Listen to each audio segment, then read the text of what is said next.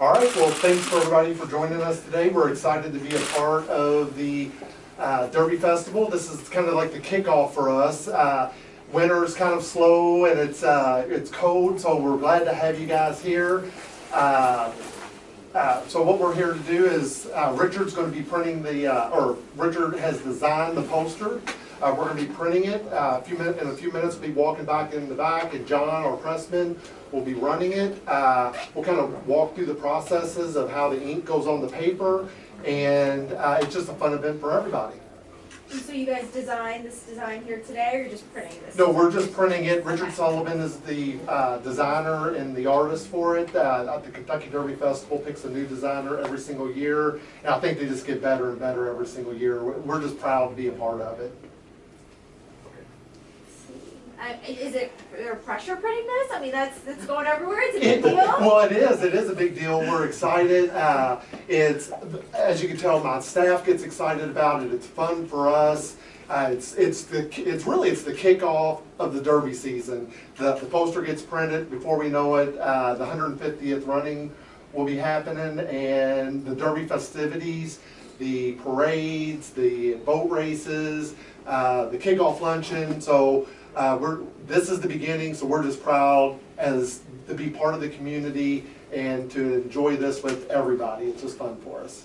How long have you guys been printing the designs for? This is our third year, hoping for many more opportunities to print it, but this is our third year.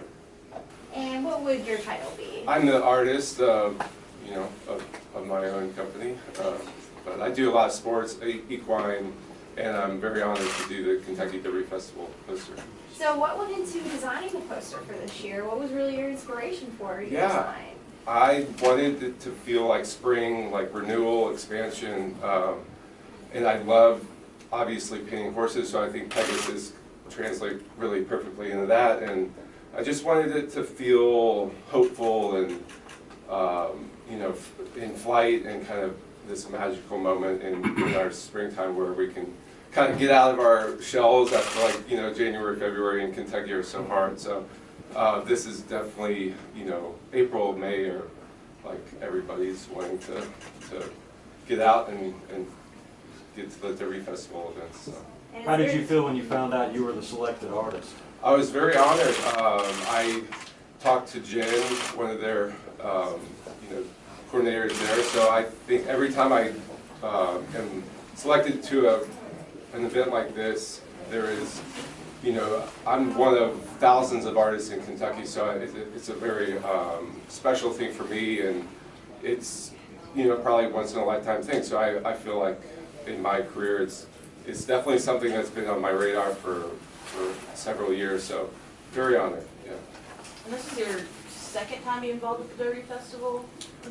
No, first time. First time. Gotcha. In 2020, I did the Woodford bottle. Oh, the Woodford bottle. Okay. So, well, how does it make you feel knowing this is not your first time being involved, as far as the Derby festivities and stuff as an artist? How does it make you feel? Yeah, I think moving back to Louisville, I'm from Louisville, so moving back here 7, 8 years ago, there was always this idea of doing things like this, but you never know. And the last 4 or 5 years, I've painted equine racing pictures, and I love painting athletes in motion and things like that. So being a part of the festivities, for the last 3 or 4 years has been a huge blessing. I feel like I'm so excited for the springtime every year just because the Derby Festival, and especially this year being the 150th anniversary of Churchill Downs and the racetrack. So I think, yeah, I'm just it's excitement. So. It's a very colorful design. I think that's the first thing I noticed about it was all the colors with it. Does that draw into what you were talking about in springtime, excitement? What were you trying to elicit with all these colors? Yeah, I love colors. Obviously, I love.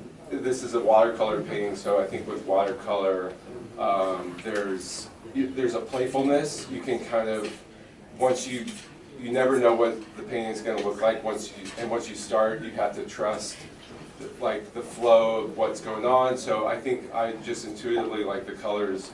I knew I wanted yellows and pinks and blues and kind of springtime colors, but I feel like it created itself almost. You know, when I'm painting, I feel like I'm in the zone. I'm trusting myself, and you know, my paintbrush or my hand kind of goes to the colors naturally. So yeah, I love watercolor in the fact that it is bright. It can be vibrant, and I wanted it to just elicit joy, I guess. Yeah.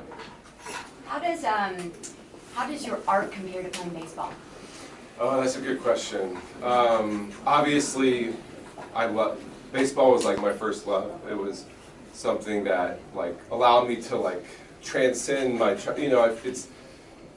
it was such a joy, and like, you know, when you're, as a pitcher, so when you're on the mound and you're using, you know, it's just, those kinds of feelings you can't get anywhere else but on the mound. So with art, I think there was, like when I first started painting again after playing baseball, some of those feelings came back. I was like, oh, I felt this on the mound, and this feels really good. So I continued to follow that feeling, and you know, it's not the same. It's more of like a meditation, where being on the mound and playing baseball is like a very like, you know, forceful, action-oriented thing. But with painting, it's more you're like have to focus and get quiet and really just, and you're by yourself. You know, you're really with yourself more, and so there's a lot of so many similarities. But I think with art and painting, and it's like a lifetime thing. I can paint the rest of my life. I couldn't play baseball the rest of my life. So I think that's, and I can get better and grow. And so I think there's a lot of you know, huge opportunities being an artist now, that like, and not the baseball player, because baseball is so far past that. Like, I don't even, like, my identity is not as a baseball player anymore. So it's definitely weird and interesting. Was art kind of like another like outlet for you outside of baseball, to release some stress, or when you needed to get your mind off things? Is that like always a hobby that turned into more of a career? Yeah, I was like, from my very, like, I was in middle school art class. I was always, whenever I had a pencil, I was always drawing whatever I saw from a very early age. But I never knew what that was going to turn into. I never thought about like, oh, I could have a career as an artist.